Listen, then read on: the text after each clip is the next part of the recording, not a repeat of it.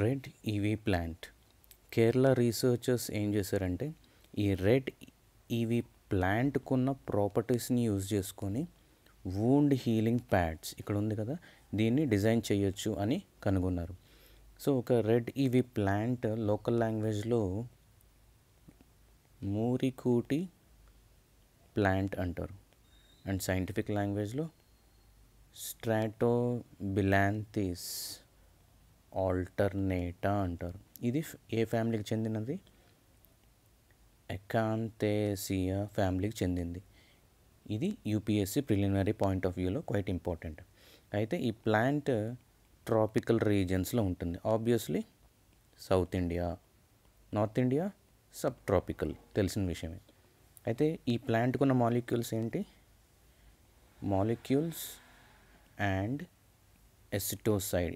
ఈ రెండు ప్రాపర్టీస్ని యూజ్ చేసుకోవడం వల్ల anti bacterial and anti inflammatory ప్రాపర్టీస్ని డెవలప్ చేయొచ్చు. ఎక్కడ? వూండ్ హీలింగ్ ప్యాడ్స్ దగ్గర. సో ఓవరాల్గా ఏ టైప్ ఆఫ్ టెక్నాలజీ యూజ్ చేస్తున్నారు ఇక్కడ?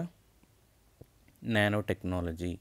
నానో టెక్నాలజీ యూజ్ చేసి ఎలక్ట్రో స్పిన్నింగ్ చేసి ఈ వూండ్ హీలింగ్ ప్యాడ్స్ని డిజైన్ చేయొచ్చు అని కనుగొన్నారు Kerala researchers. So nano technology simple definition ఏంటంటే ఒక మ్యాటర్ని 1 to 100 నానోమీటర్స్ కింద డిజైన్ చేసి ఒక ప్రోడక్ట్ని డిజైన్ చేయొచ్చు.